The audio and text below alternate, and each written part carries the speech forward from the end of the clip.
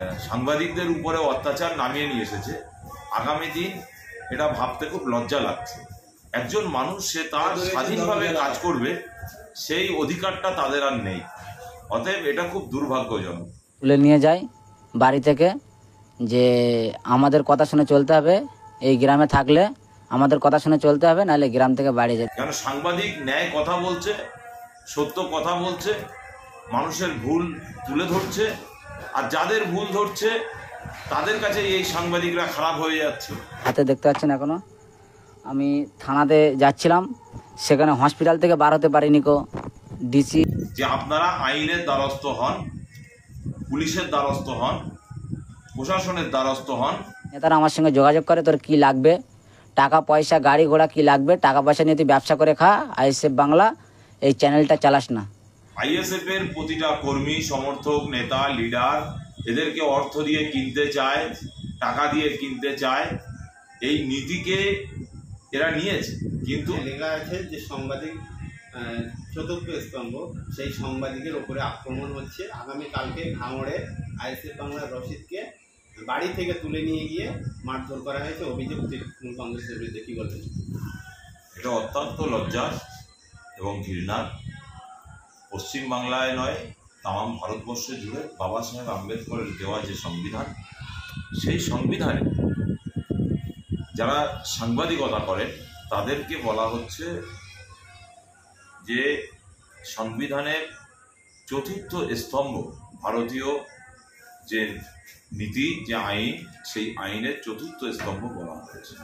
কিন্তু এই চতুর্থ স্তম্ভ বলার পরেও এই ভারতবর্ষে, বিশেষ করে পশ্চিমবাংলায় তৃণমূলদের উপরে তৃণমূলরা যেভাবে সাংবাদিকদের উপরে অত্যাচার নামিয়ে নিয়ে এসেছে, আগামী দিন এটা ভাবতে খুব লজ্জা লাগছে।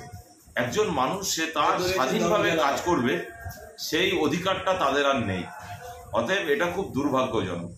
কেন সাংবাদিক ন্যায় কথা বলছে, সত্য কথা বলছে, মানুষের ভুল তুলে ধরছে, আর যাদের ভুল ধরছে তাদের কাছে এই সাংবাদিকরা খারাপ হয়ে যাচ্ছে। সেজন্যই আজকের দিনে তাদের উপরে অত্যাচার নেমে আসছে।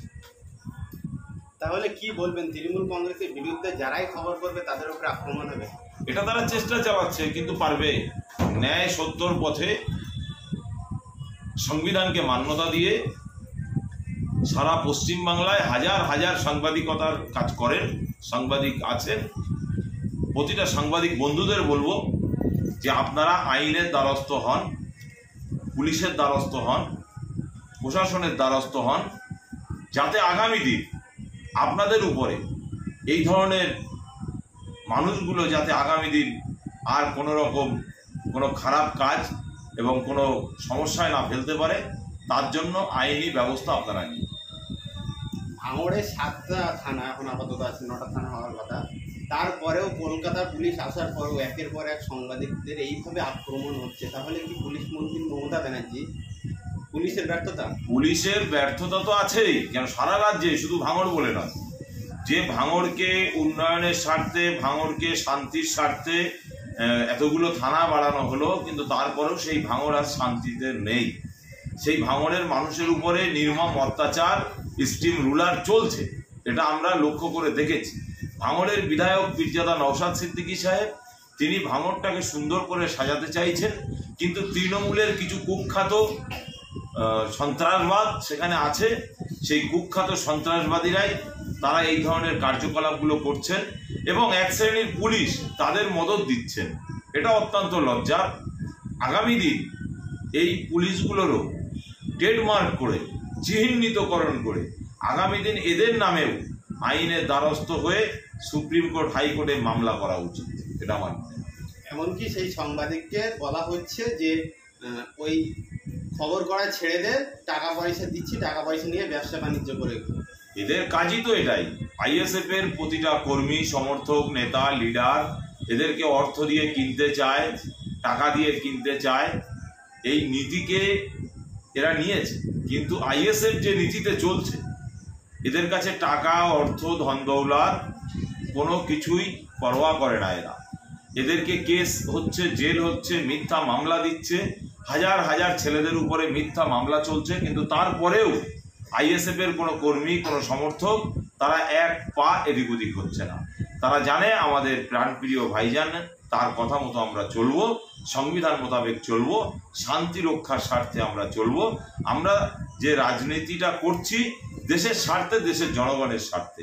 আর দেশের স্বার্থে, দেশের জনগণের স্বার্থে কাজ করতে গেলেই যারা চোর, ডাকাত, গুন্ডা, বদমায়েশ, যারা দেশকে লুটতে চায়, দেশের জনগণকে লুটতে চায়, তারা আলটিমেটলি হিংসুক মনোভাব নিয়ে তারা চলা শুরু করে। ভাঙড়ের টিএমসি নেতা খয়রুল ইসলামের ভাই সম্প্রতি আইএসএফে জয়েন করেছিল, 24 ঘন্টা কাটতে না কাটতেই টিএমসিতে আবার ফিরে গেলেন, কি বলবেন? আমার কাছে যেটা খবর, মাটির ব্যবসা করতেন, অতএব তার এই মাটির ব্যবসাটা বন্ধ হয়ে যাচ্ছে, বন্ধ করে দেওয়ার হুমকি দিয়েছে। প্লাস সেই সাথে সাথে আরও বিভিন্ন রকম হুমকিমূলক দিয়ে তাকে সে টিকে থাকতে পারেনি, সে চলে গেছে। তবে আপনাকে আমি বলি, যার মন একবার আইএসএফে এসছে, ঠিক সময় সে আইএসএফ এর হয়েই কাজ করে। ভবিষ্যতে তাহলে আইএসএফে আবার আসতে পারে এমনটাই আশা করছেন? সে আসবে না আসবে সেটা তার ব্যক্তিগত ব্যাপার, কিন্তু মেন যে কাজ, সেই কাজটা আইএসএফ এর হয়ে করবে, এটা আমাদের দৃঢ় বিশ্বাস। নওশাদ সিদ্দিকীর মতন ভাঙড়ে শওকত মোল্লা জনসংযোগ করছে, এক জায়গায় বিক্ষোভের মুখে পড়ে। সেখানকার মহিলাদের অভিযোগ যে রাস্তা খারাপের জন্য আমাদের এখানকার আর কি মেয়েদের বিয়ে হচ্ছে না। সেখানে শওকত মোল্লা বলে যে হবে কিভাবে, যেখানে সরকার চলছে তৃণমূল কংগ্রেসে, সেখানে আপনাদের এখানকার বিধায়ক আইএসএফের কিভাবে কাজ হবে? শওকত মোল্লার পার্টিকুলার নাম যখন ধরে আপনি বলছেন, এর বিষয়ে কথা না বলাই ভালো, কারণ ও তো একজন ক্রিমিনাল, আর ক্রিমিনালদের যেটা অ্যাক্টিভিটিস হয় সেটাই হবে। ভারতবর্ষের আইনে যেটা আছে যে এই দেশের মুখ্যমন্ত্রী, এই রাজ্যের মুখ্যমন্ত্রী যে হবেন, এই দেশের প্রধানমন্ত্রী যে হবেন, তাদের প্রত্যেকের সাংবিধানিক পদ। অতএব একজন মুখ্যমন্ত্রী হবে, সে বলবে আমি তৃণমূলের; একজন প্রধানমন্ত্রী হবে, সে বলবে আমি বিজেপি; একজন প্রধান হবে, সে বলবে আমি তৃণমূলের। এগুলো বলা চলে না, কারণ এটা ক্লিয়ার। এই জায়গাটা পাবলিক ডোমেন, পাবলিকের জায়গা, পাবলিক এখানে যাবে। সে তৃণমূল যাবে, আইএসএফ যাবে, সিপিএম যাবে, কংগ্রেস যাবে, প্রত্যেকের জন্য মেম্বার, প্রত্যেকের জন্য প্রধান, প্রত্যেকের জন্য এমএলএ, প্রত্যেকের জন্য এমপি।